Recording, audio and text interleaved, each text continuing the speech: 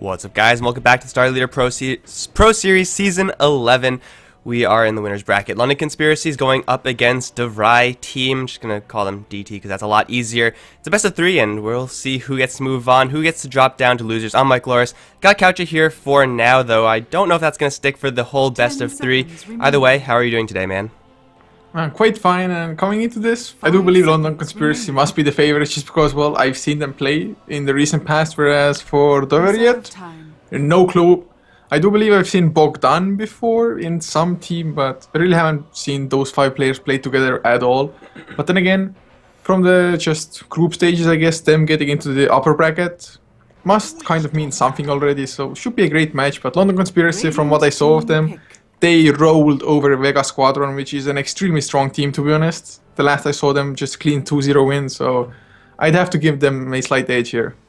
Yeah, I think most people are probably going to agree with you on that. I have actually, unless I'm just forgetting something, have not casted anyone from DT, so as you said, it does speak for itself, the fact that they are in the winner's bracket, but London Conspiracy, they're no slouches, and they should have the edge. We'll see how it actually pans out in the future. We got some, well, kind of more curious bans in the Ember Spirit. Vengeful Spirit taking a ban rather early, though I think that's justifiable. DOVERIET gonna pick up Witch Doctor and Ancient Apparition, so they have 2 of their supports already lined up. I could only expect going to be setting up for something along the lines of a Void Tide within their next couple of picks, or, you know, unless they're banned out.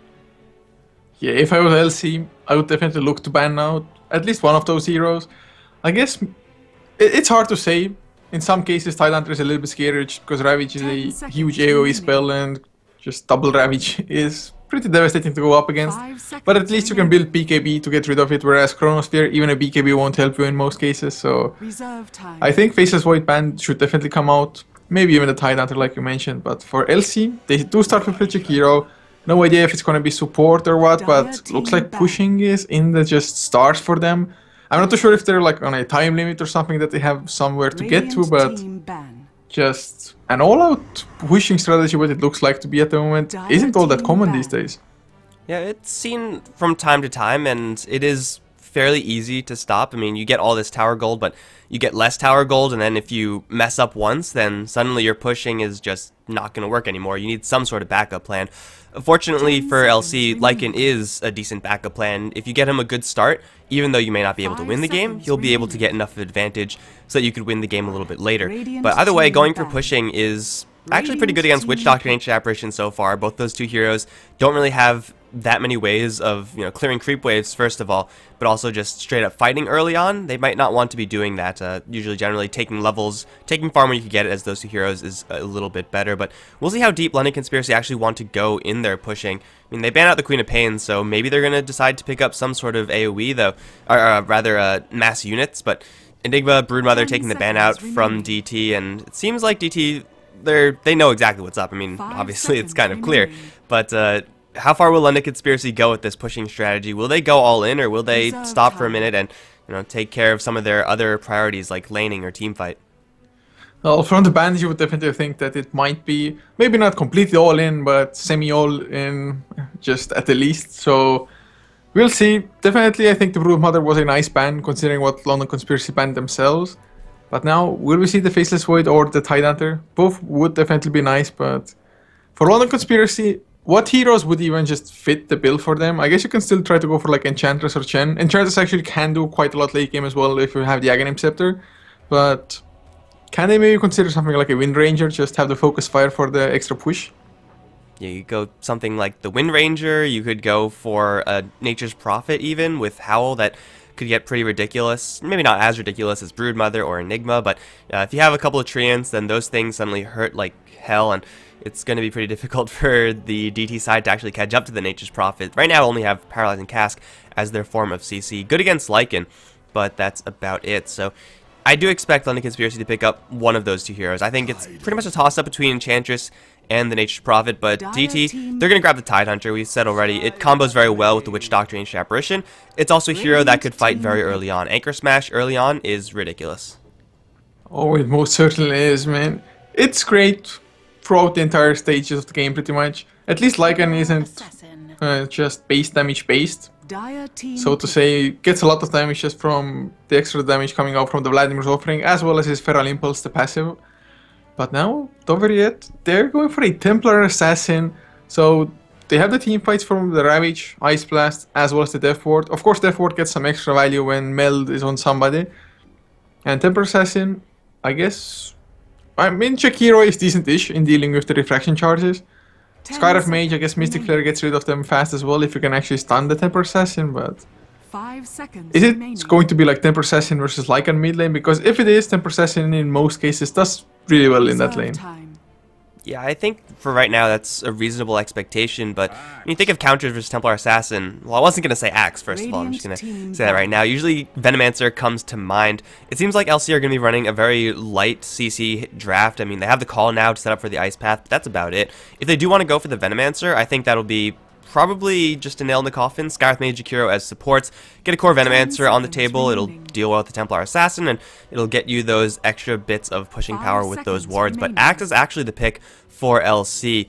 Can't say I'm too upset about seeing an Axe. Still is extremely fun to watch.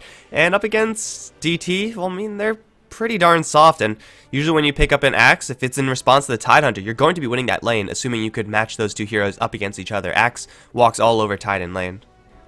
Yeah, especially if it should be a safe lane Axe for London Conspiracy, because on the dire side, you can just side pull through your own creeps, then go to the enemy creep wave, Berserkers call the Tidehunter with the creep wave, either kill him or make him back off, then you go to the side camp, farm that up as well. I'm not sure if it was with you, but with somebody, I saw an Axe hitting level 6 like 3.5 minutes in or something crazy like that. So if all works out perfectly for him, an Axe can completely snowball that lane. But for that to happen, London Conspiracy, they either have to expect an aggressive tri-lane from DOVERIET and have Tidehunter just on his own safe lane and Axe off lane. But for LC, if they should try to just go aggressive tri-lane and go tri-lane versus tri-lane, Ancient Apparition Witch Doctor +1 is definitely not too easy to go up against. Yeah, Ancient Apparition +2 is so hard to go up against, and Witch Doctor pretty much guaranteed value off of the Chilling Touch, just being a ranged hero. Really doesn't matter who the 5th person is, or the 3rd person, I guess, in that tri-lane. It is going to be the Juggernaut, and that's just going to make it even more dangerous for LC. Though Axe is actually pretty useful against Juggernaut. Call does go through that spin. It's just another hero for DT to fight early. They got the Juggernaut, Templar Assassin, Tidehunter. They know that they're going to have to deal with a lot of early aggression, and Blade Fury is, I don't want to say the best like early spell to have on your team, but it's certainly up there. The spin is going to be invaluable as far as DT's ability to take these fights, but LC, they still have the Axe to deal with the Juggernaut. They have answers. They could even just brute force him down. Like with Lycan and Axe, that is acceptable. That's perfectly reasonable to see. Just Juggernaut thinking he's safe in the spin, but all of a sudden he's losing HP a little bit too quickly. So it's going to be DT on the defensive for most of this game, and I think they're pretty well equipped to deal with it, especially once they get level 6 on the Tidehunter, level 6 on the Juggernaut. Then, just getting random pickoffs is all they need to really just slow LC down and make sure that this game drags on just a little bit more. Yeah, it's for them at the moment. It's getting the level 6 on Ancient Apparition as well is going to be rather key. Of course, if they can somehow make the laning so that they can shut down the Lycan early, then that's going to give them just a huge timing window where they can just freely farm. Not be too worried about Lycan just either split pushing or them going S5 for the tier 3s or something. But I guess shutting down the Lycan is probably going to be the hardest part. But what I would like to see is Juggernaut maybe going for that early Mask of Madness, for example. Go for like Threads, Mask of Madness, maybe Ring of Aquila on top of that, and Poorman Shield, something like that. And go for like a level 9 Roshan. I actually saw the last Juggernaut do that. I was legit surprised. Just level 9 Juggernaut, solo Roshan, no problems.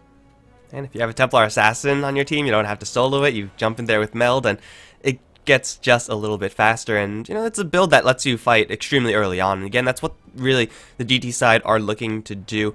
I think for the build for Juggernaut this game, probably just not Manta style is going to be the bare minimum. Not that great versus an Axe. And, well, for LC, it's going to be a Rubik as their last pick. Not really a showstopper Rubik, unless, of course, you grab either the Tidehunter ultimate, hell, even grabbing Juggernaut's ultimate, Witch Doctor's ultimate. Those are all really nice skills to have.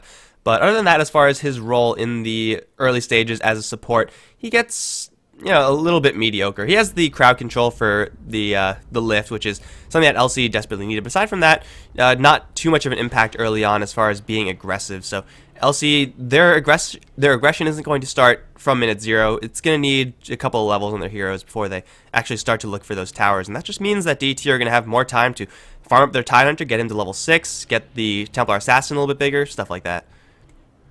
How will LC even lane this? I mean, I guess it's probably going to be the Chikiro core here. Although there's a small chance that the Scarif Mage can be played as core as well. Definitely not that popular these days, but it can work out every now and then. Maybe not the best in the mid lane against Temper Assassin, just because Temper Assassin's Psy Blades would eat the Temper Scarif Mage alive. But if it's Rubik and Scarif support, who is even in the 4 role and who is in just pure hardcore support? Man, I have no idea. Usually those two juggled a little bit closely, but I would expect Rubik to play, or the Scarif Mage to play a little bit more hard support. Up against a Tidehunter, you generally want your Rubik to get something along the lines of mobility, 4-staff Blink Dagger, and if he's going to be playing full 5 support, then that's probably going to be a little bit more difficult for him to do. It is going to be an offlane Jakiro, actually. LC more than happy to just throw the Axe towards the mid lane. I mean, I talked before about how good Axe was against Tidehunter one-on-one in lane. Versus Templar Assassin, gotta say I haven't really seen this matchup too often, but it's not that terrible. The problem with Axe in the mid lane is that you get a lot less room to just chase down your enemies, and you get a little bit less flexibility as far as camps you could shift over to, or stuff like that. Yeah, he went for an immediate point into counter Helix as well, so at least from the first level onwards, doesn't plan to go for the Battle Hunger and harass that way. But it's not even that easy to just, it's not like, oh, I'm going to put Battle Hunger on Temper Assassin and I'm going to win the lane. You just have to time it so that Temper Assassin really has no way to either deny a creep or just last hit one, because if he has refraction charges for the damage, it is so easy for her to just get any kind of last hit, whether it be deny or just killing creeps. Well, the game is going to start with Spartan trying to clear out a couple of those vision wards. He's going to drop very low to a Tidehunter, and this Tidehunter, I mean, he has Anchor Smash level 1, that's reasonable, but if he had Gush, that could have been a lot of pain on that Rubik. I don't want to say death, but it certainly would have been close. Either way, top lane now blind for the Tidehunter. And before we get into anything else, it should be good if we introduce who's playing what. On the DT side, we got Arc playing, Arc playing the Tidehunter. On mid lane, it's going to be General playing the Templar Assassin. Bottom lane, the defensive tri-lane, Anba on the Witch Doctor, Bogdan on the Juggernaut, and then on the Ancient Apparition, it is too easy for Breezy pulling as the Ancient Apparition. And for LC, Madara will be the offlane Jakiro for them, leaving relaxed on the mid lane on the Axe, with the defensive tri-lane consisting of Skanks on the Scarif Mage, Spartan on the Rubik, and the last is going to be Kaiser on the Lycan, who will have just more or less uncontested free farm at the moment. The one thing that they might have to do though is just block the Ancient Cap for the Radiant side. Yeah, that shouldn't be too hard to do. If you're going to be zoning out the Tidehunter this hard, this early on, you could reasonably assume that he's either going to be stacking his Ancients, and if he can't do that because they're blocked, then he's going to be stacking somewhere. So pretty much no matter what, DT are going to get something on this Tidehunter, but we'll see if LC are actually privy to this fact. The Scarif Mage is thinking about doing that, and he will start blocking off those Ancients. Got a good look that there is a double stack there, so Tidehunter, level 1 with 0 experience, and that's probably going to remain the case for just a little while longer. That's one of the downsides of starting Boot first. I think he probably assumed that Axe was going to be up against his lane, although really Boot's first up against any possibility lane for LC wouldn't have been too terrible. He can't really jungle that effectively for a very long time. He needs level 2 or level 3 or a Stout Shield or something like that if he really wants to clear the jungle. Yeah, I would think level 3 is kind of a necessity as well. You can even go for 2 points into Kraken Shell while being level 3 and just have the Anchor Smash at level 1. It would do to just get something at least out of the jungle, because at the moment he's getting nothing done. He has no idea that the Ancients got blocked either. He did place down a Sentry Ward himself, but that was more to just kind of deny the vision for LC if they had any there, but Sentry Ward completely wasted. Whereas LC themselves, one Sentry to block the Ancient Camps, which definitely cannot be said that it's wasted. The second one got the Observer Ward down early. So the Ward Wars, or just LC are winning it at the moment. And if we take a look at the bottom lane, talking about how Tidehunter is having the worst time in the world, Madara's actually having a really good time, and I think that's mostly because DT have a shortage of, I guess I could say, initiation, crowd control in this lane. They have damage in spades. Hell, if the Juggernaut gets close to Jakiro, Blade Fury won't outright kill the dragon, but it'll be really, really darn close. especially if he has Chilling Touch help with him on the other two heroes. So if they actually do catch up to Madra, they could kill off the Jakiro, but just being a ranged hero, just having the ability to Liquid Fire, poke at the enemies, he's doing very well for himself until he gets surrounded. That's not where you want to be. He's going to get everything applied to him. There's even a Maledict there, and Madra's going to get frozen into the spot. This is going to be our first blood. Who's going to take it? Maybe the Ogres. Madra's really lucky. No, it's going to be Anba. Okay, so, yeah, they were short in the initiation, but if you kind of go right into a pincer like that, yeah, it's going to be a free kill for DT. That was, I'd say, huge misplace, of course. He was doing so well, so he felt a little bit too safe, maybe, but I'm not too sure what he was thinking going in like that. It was almost 100% suicide mission there. At least he's still doing fairly fine. I mean, giving away first blood is never good, but at least it wasn't for the Juggernaut. Yeah, and Jakiro is a hero that you could die with and still be 100% A-OK. Really, all he wants to get is that Liquid Fire, and he's going to get that eventually. But someone in trouble right now, Arc, is going to get called in the river, and Relax just with 2 spins off of 1 unit. With the Battle Hunger, he's going to chase down this Tidehunter, although no, Ancient denied. Arc is not going to, okay, those Ancients are lazy. Relax got a really long axe swing, and he managed to get the kill. Well, I guess that was kind of lucky for the axe to begin with, just getting those 2 spins off of 1 unit, but this is a level 5 axe we're talking about versus a level 1 hero. Hell, a level 5 any hero versus a level 1 hero would have been that easy, but now he's going to get initiated upon. Cask is there, Maledict as well. He's going to spin a couple times, but he's going to get frozen in place. No, actually he won't. He'll dodge that for now, but still being chased down. Will be brought down. Witch Doctor is going to grab that kill on the axe.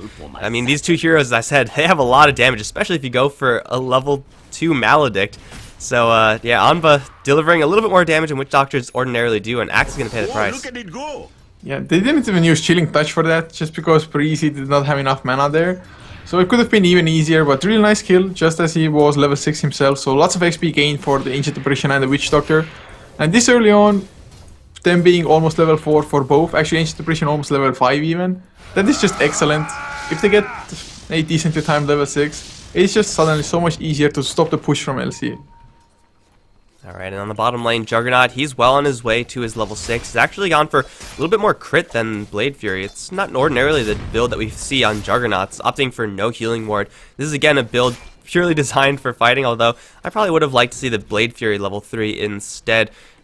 Blade Dance is a skill that gets better later on, so as far as what it's going to be doing in this game, I don't really see it doing that much, but over up towards top, Arc is in so much trouble right now. These 2 supports can work him down. They're going to try to give it to Lycan, and it looks like they'll be successful. Keys are going to grab a kill on the Tidehunter, who still is not finding anything. Still has not gotten actually just anything at all. Just 134 experience over this entire game. It's a sad life for Tide. It's just one of those games, man. Tidehunter usually does fairly well in any kind of offlane, but this game just... He went up, suddenly died straight away. Of course, I think he would have been able to leech the level 2 earlier a lot more easy, just because damage output would have been a lot less from LC, but... I mean, at least now he's getting something. He's going to be hitting almost level 3 even from this. Compare that to the Jakiro, he's 5.5. Still, you can't compare it at all, I guess. Even the Skyriff Mage now is in the mid lane, just soaking up some XP while Axe goes into the jungle, which he can do easily, same for the Lycan. So they might even try to like double jungle and have both the supports just get XP from the lane. Well, they've already stacked up the jungle pretty highly. It was probably 4 or 5 stacks of neutrals being accrued up. I don't really got a good eye on who actually did that for LC, but fact of the matter is it was done. Whereas for DT, they have a triple stack of hard creeps. Probably Templar Assassin is going to be the one to clear that. I mean, they want to give it to the Tidehunter, but you have to wait so long for the Tidehunter to be capable of doing that. Right now, fortunately for him, he's up against just a Rubik, so as far as his ability to gain levels, now it's on the table, but still until he could clear that camp very safely, it's going to be a little bit more effort. So I wouldn't mind seeing General grab that. Right now, Templar Assassin has been fairly passive in this game, hasn't left the lane to roam around or anything like that. Again, playing into the defensive style that DT are going to be forced into this game, but Templar Assassin, as far as her explosiveness, is going to get to a point very soon where she can just run around and, well, first of all, insta-give the supports, but even put a lot of hurt onto the likes of Lycan or even the Axe before he gets that call off. Yeah, she also has a haste rune bottled up, so if at one point she decides to go aggressive with the haste rune, it's going to be just fine. Maybe he's going to try to make Axe back off a little bit and then just use the haste to pick up the next rune as well, something like that. But haste rune just should usually mean easy kills for Templar Assassins if it's just even a little bit favorable for you. But looking at the bottom lane, Bogdan, more or less pre-farming as well. 48 last hits, 24 denies at the same time. What's the next item? He's just saving up for something. Is it Mask of Madness? Is it maybe even just something like a Blink Dagger? Probably not a Blink Dagger, I would say, at least right now, until, well, maybe he's gonna get the Blade Fury maxed out by the time he wants the Blink Dagger, but generally that's what you want to have happen. Blade Fury and Blink Dagger and Omni Slash to all be lined up at the exact same time. If he does go for a Mask of Madness, it would make perfect sense, as he has gone for a Blade Dance heavy builds. Gotta get some crit value if you're going to be attacking a lot faster, then that's going to be a little bit easier for you to get those crits, but he could even just straight up rush an Aghanim Scepter right now if he really wanted to. He is not being pressured at all. LC, they have this aggressive lineup. So far, haven't really been playing it too aggressively. They're going to be waiting for just a little while longer as Relax wants to get his Blink Dagger before they really start to go off, and Jakiro probably wants to get that level 4 Liquid Fire, although he can go right now. LC, have yet to apply really any pressure to the DT side. I mean, I'm not too sure about you, but it kind of feels that DT farming up, of course they cannot really go too aggressive just because Tidehunter doesn't have his Ravage yet, and probably won't have it for quite some time still, plus the Blink Dagger is God knows how far away for him. But that means just Lycan has a little bit extra time to get the Vlads, maybe a Medallion even, or just get closer to a Necrobook, for example. And I think LC might be just a tiny bit scarier in their just kind of timing when they're going to start the push and everything. Whereas if DT at that time when LC are ready to come and they still don't have Ravage or maybe a Blink Ravage or any kind of Blink initiation, they just suddenly might be facing a death ball that they cannot really deal with. Well, I think they should have Ravage by the time LC wants to make a play. Tidehunter has got level 5. He's getting roughed up real bad by these neutrals. Anchor Smash unfortunately missing those trolls and getting roughed up because of it. But Tidehunter right now is well on his way to being able to contribute something into this game, whereas, you know, before it didn't really look like that was a possibility. If LC made a play for one of the DT towers pre-Tide level 6, they probably could have gotten away with it. But so far, they're just happy to get, as you said, a little bit more farm. They are going for one Hand of Midas on the Lycan, responded to by a Hand of Midas on the Templar Assassin, which is flying out to her right now. But as soon as I say Tidehunter almost level 6, LC, they're going to group up as a whole bunch, grab the Blink Dagger. First of all, they're going to take down this tier 1 tower. Probably was going to be uncontested either way, but now they're ready to fight because Axe does have that initiation. Dire's bottom tower is under attack. Oh god, the Axe Blink is gonna be so damn huge. Of course he's not that tanky himself yet. And Juggernaut, he's only about 1.1k away from actually finishing the Aghanims. I guess level 1 like Aghanims isn't that strong, but if it's a level 2 Omni Slash and you get the Aghanims, it would be just like a level 3 Omni Slash.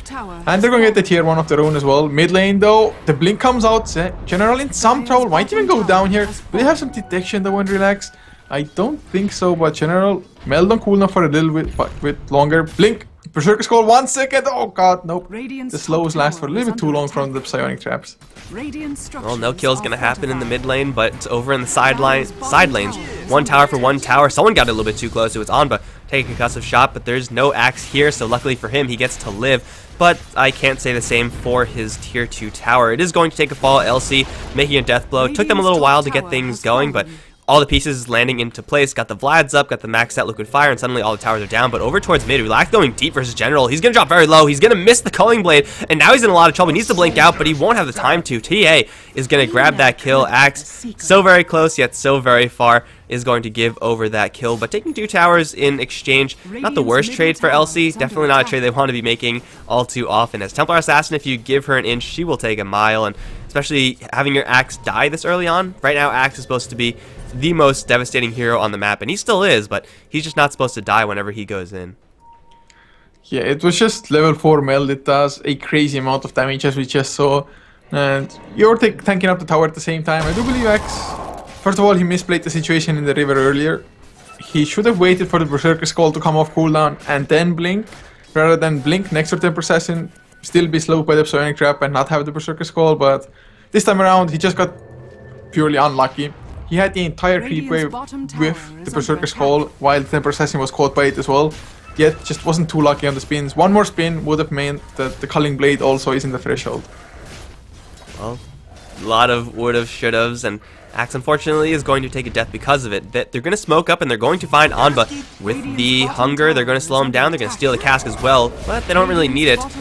Do they need it? No, they probably don't need it. There you go. Witch Doctor down. Culling Blade going to snag that kill. In the meantime, Jakiro and Lycan going to grab the first tier 1 tower on the bottom lane. They're going to keep on going. There's an Aghanim Scepter on the Juggernaut. There is a Ravage up on Tidehunter. There's actually a Blink Ravage on the Tidehunter, so now is probably the DT's best chance at actually stopping the push from LC. Do they want to risk it, however? It seems like this pushing is just too fast, so really they won't get much of a choice, but now they're going to teleport someone in. Tidehunter is going to surprise everyone with his Blink Dagger. Has an opportunity right now for 4. Here comes the Ice Blast. Ravage is going to be thrown, but it will connect onto 0 heroes, and he gets it stolen by Spartan. This could be really bad. The Ravage is going to be thrown. Only hits on a general, but he's going to take a very quick fall because the Mystic Flare relaxed in the meantime. Grabbing 2 with the call. Is going to chop down 1. Now going on to Bogdan, who's silenced. Can't spin. He's going to get decapitated as well. It's a double kill for Relax. That was as bad as it could have been for GT and as good as it could have been for LC, outside of Rubik getting like a 5-man Ravage there or whatever. But now Rubik even has enough for gold for a Blink Dagger, and DT, they burned all of their spells. They're going to lose a tier 3 right now, if not more. I'm afraid it might be more. At least Juggernaut still has the Omni Slash and has the Aghanims as well. This time around, of course, Ancient Seals just completely wrecked him. You were mentioning a possible meta style to come out. Paralyzing Cask is there, Ice Blast as well. Only connects on 2, but Kaiser will have to back off for now. So I guess they saved their racks, but 14 minutes in, they lost, what, 3 towers on this lane in the span of 2 minutes? That's Something just like kind that. of unacceptable. Yeah, that's a lot of gold. Like, even though they saved their Raxes, when you're 14 minutes into the game, you're not supposed to be luckily saving your Raxes. You're supposed to be not even worrying about your Raxes. It's not supposed to be a thing. And now LC, because they just dominated those series of fights, they're going to go straight into the Roshan pit. They don't have a medallion or anything like that, and they are completely spotted out by these TA traps. I don't know if the trap spotted out Relax's Invis Rune, because this could be really bad for DT if they don't know about this. He's going to, first of all, blow a smoke, so they definitely know that someone is here. They don't know who it is, although I think they could probably make a pretty educated guess. Relax is going to spot out absolutely everything, and with no Ravage, it's going to be really hard for DT to claim this fight. They're going to throw the Ancient Apparition Blast in first, only going to hit onto the Lycan, though, and now Arc is way deep in behind enemy lines. He's going to get lifted up and thrown down, although he might drop before he can get anything done. Even Bogdan can't even get the spin off. He has an Omni Slash. He's going to use it onto Kaiser. Will chop down the Wolf. Arc is still alive in the meantime. Ben, everyone else is dying for LC. Actually, Relax, a little bit too late to this party, is not going to get much done at all, whereas Skank's running away from Too Easy as well as General. The Scarith Mage is doomed to fall here, and Relax, fighting up against Bogdan, is going to be forced to buy out. Double buybacks, though. Lycan and Rubik want to continue this fight, but a smoke up from DT, mostly to save Too Easy from a random Wolf. And it looks like DT, they actually managed to claim a fight, but it's not over yet because Relax is going to reinitiate with the Blade Mail up. Bogdan caught. He's not going to get decapitated just yet. Relax botched that one again. He will get bailed off by a Force Staff by Spartan. It looks like they won't even get Bogdan. Yet buybacks on the Rubik and Lycan. They have to get the Roshan here, else it's just such a huge waste. DT, I don't know if they could keep fighting this. They're going to send in another Ice Blast, which is going to connect onto a couple. Relax actually might shatter from this one. It's going to be very close, and I think it should be in lethal range. Now everyone else going to go for Kaiser. He's going to drop very low very quickly. This is a dieback for the Lycan. Death Ward now on the ground. Won't be cast for very long, but Spartan's still in the Blade Fury. He's going to be chopped down by Bogdan in the end. Madra just really wants this Roshan, but he's fighting up against the Templar Assassin. Magpire down, and Relax reinitiates Blade Mail once again. He's going to catch 3 in the call. He's going to kill all 3 of those heroes. Here comes Too Easy, but he's all alone right now. Might get the kill on the Axe, will do so. Madra is now awkwardly all alone. Bogdan going to rejoin this fight, but it's going to be another kill for the Ancient Apparition. Bogdan, in the meantime, getting picked off by Skanks. Are they done yet? Probably not, because Axe is bought back, and now Too Easy stuck in the river. He's going to fight up against Skanks, putting a lot of damage into this Ancient Apparition, but he's going to dodge the Cold Feet for now. Too Easy. Needs a little bit more crowd control. Blink call not quite up yet, but it will be there, and it will be enough to kill off Too Easy. Juggernaut is bought back, though. And actually, no, Too Easy still alive. Nope, there's the chop down. He does get the Ancient Apparition Blast out, though, and Bogdan's going to Omni Slash Axe for the kill. Are they done yet? I don't think they are, because Roshan is still a huge objective right now, and Bogdan's going to try to do this all by himself. Does have the Aghanim Scepter completed at this time, but it's not going to help him with Roshan, especially if he gets hit with this concussive. He will dodge it by Blade Fury. And Roshan, in the meantime, is still just chilling, but here comes the already shapeshifted Lycan. Force Staff up. Spartan is going to land the telekinesis onto Bogdan, silencing him up as well. That'll be another kill. Now are they done? Could you guys stop, please? I think they're done. I think Roshan is going to go the way of London Conspiracy, but after all said and done, I have no idea who comes out ahead. It is definitely hard to call. It was kind of even before this Juggernaut death in gold as well as XP, but that was without considering the 2 buybacks which happened for LC before, which was the Lycan as well as the Rubik. So I think in the end, just fight-wise, it probably kind of evened itself out, but LC finally get the Roshan. But they probably lost, maybe not lost, but I do still believe that DT in the end, they recovered a little bit considering from where they were when they just lost their tier 3 to where they are now. Yeah, and the fact that they fought all of that without Ravage is definitely something to be said. I mean, they got absolutely crushed in the bottom lane when they had a Ravage ready to go. Of course, it didn't hit anyone, so basically they didn't have a Ravage, but they fought very well in these kind of scattered quarters. Not really the best for Ancient Apparition and the Witch Doctor, unless you actually land a huge Ice Blast in the Roshan pit. But in those run and gun fights, that's where TA is king, that's where Juggernaut is king, and LC, it really just went poorly for them off of the first initiation by the Axe.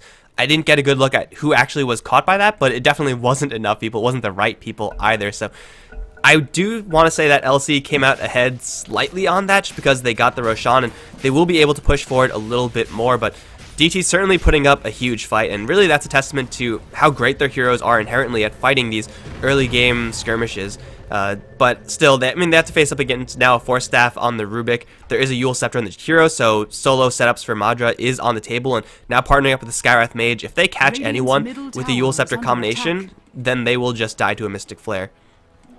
Yeah, the Axe, with the first initiation from Invis, he actually caught a Ancient Apparition who had already used the Ice Blast, didn't even get the kill on him properly, so it definitely was kind of a fail.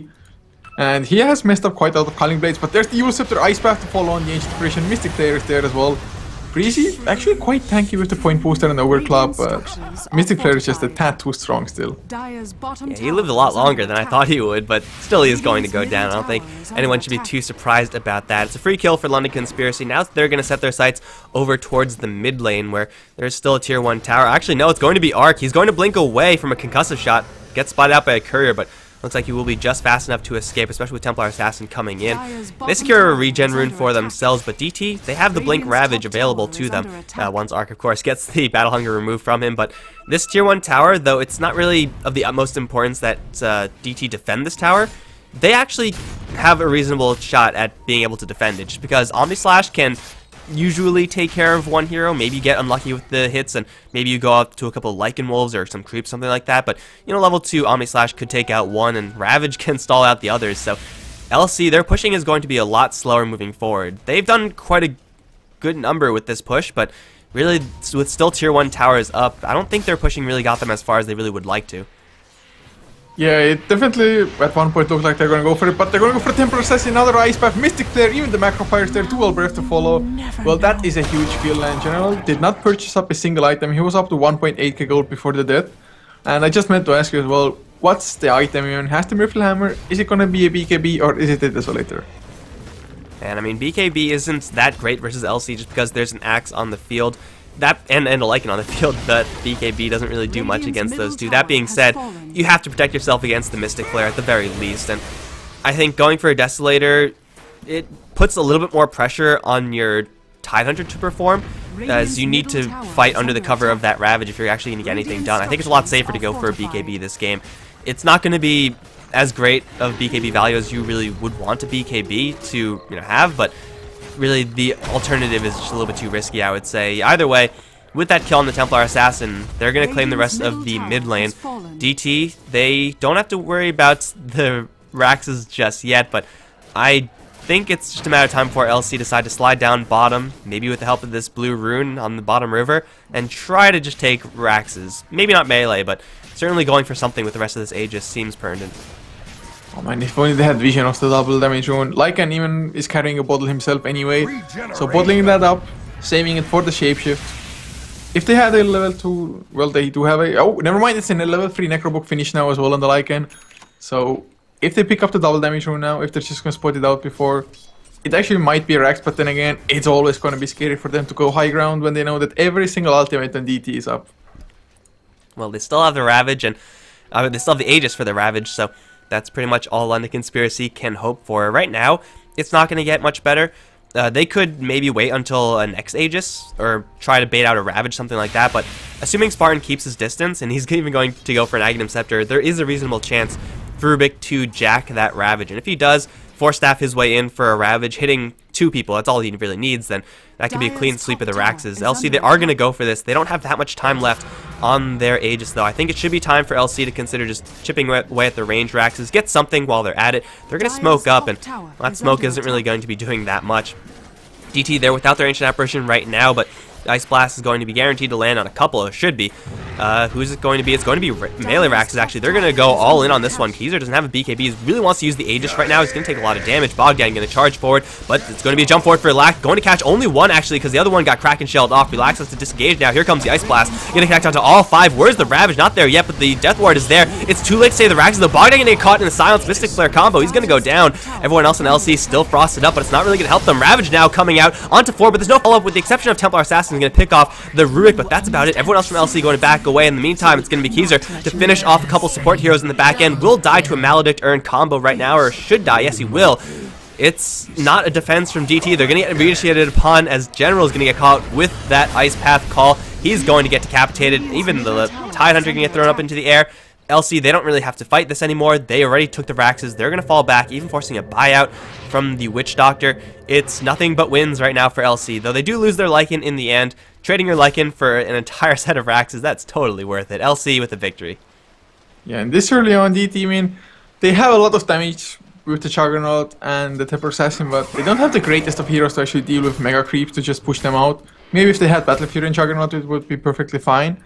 But that's just not the case. One thing though, I have no idea why Axe just didn't stay around, wait for the Tidehunter to come down from the Evil Scepter and just use the Culling Blade, because he was in range.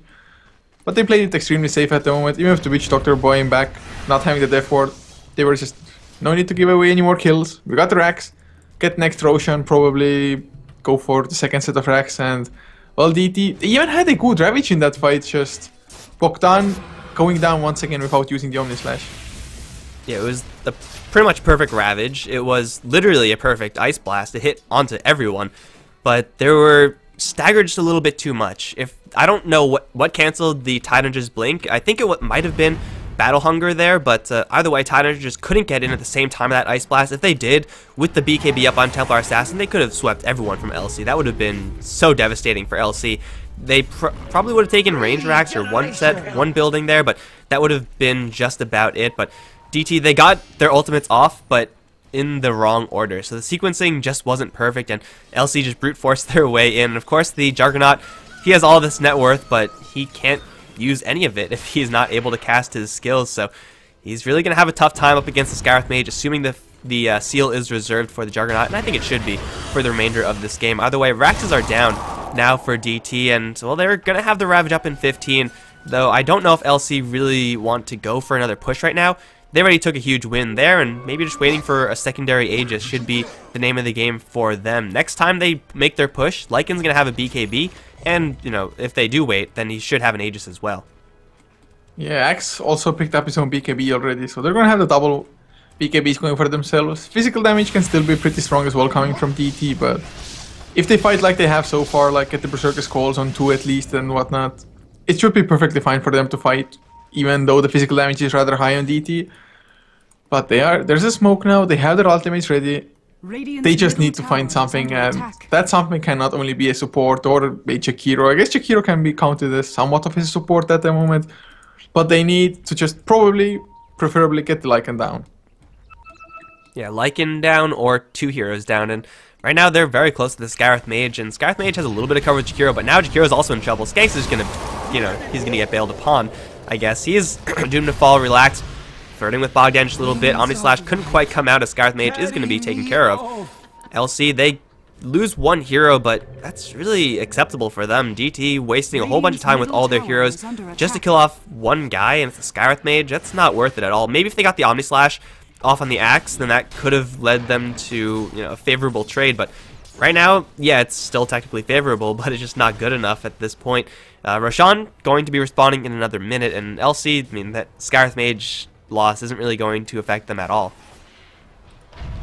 DT, do they have any more smokes though? Nope, all out in the stock. Do they have somebody carrying a smoke? Also a negative, unfortunately for them.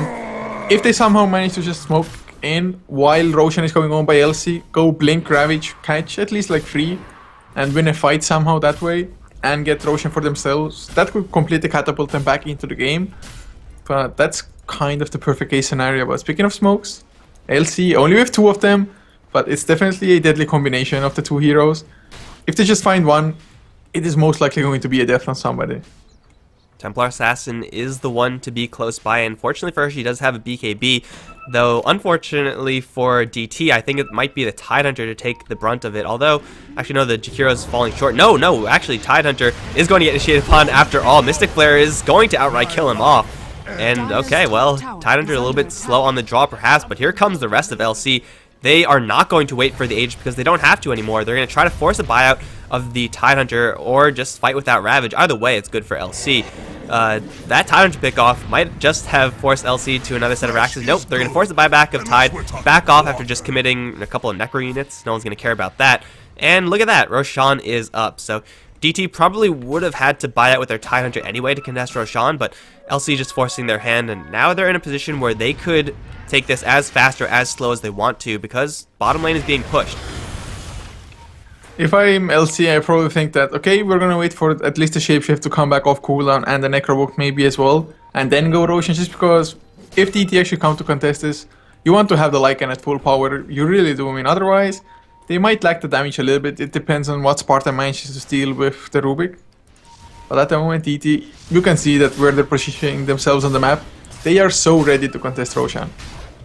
And with the Ravage at the ready, Omni Slash as well, they are, you know, as prepared as they really can be, with the exception of this Lycan Wolf just spotting absolutely everyone right now. It's actually going to see the retreat of DT, so LC, they're smoked up. They're looking for blood right now, and I don't think DT actually saw that. They smoked up LC way back behind their own lines, but they're going to wrap around, see that there's no one there. They could take Roshan extremely quickly. They don't have that much minus armor, but Lycan just by himself can do this, and it looks like he will get started. Here comes the Ice Blast, which will spot out the fact that Roshan is being done, but this might actually bring DT into false sense of security, because here comes the Axe, going to land a call onto two, Mystic Flare onto Arc. They're going to wipe out the Tidehunter with no Ravage. He has no buyback either. Omni Slash is there, but it's doing next to nothing. Bogdan now spinning away from the rest of the team. He might actually get away from this one. Here comes General from the back end, trying to go for Spartan, but that's not going to work either because of the Ghost Scepter. General now going to get munched into by Kizir. BKB does nothing here. Spartan going to chase forward for 2 easy. That's 4 down already. That's going to be 5. And buyback check, there's one on the TA, one on the Juggernaut, but that's not enough. That's GG.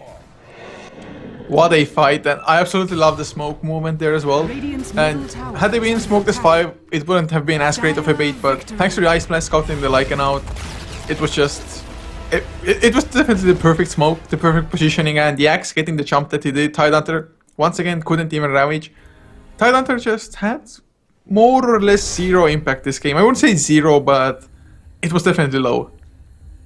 Well, that is going to mark the end of Game 1. Tidehunter 0-7-8 after pretty much the worst start you could ask for a Tidehunter. Hopefully for him, next game is going to be a little bit better. But London Conspiracy now 1-0 in the best of 3, guys. We'll be right back for Game 2. Might be joined by EGAD, so Coucher, we're going to have to play this one by ear. But as usual, thanks for tuning in, guys, and hope you enjoyed the cast. Be sure to hit that follow button. But we'll be right back for the second game.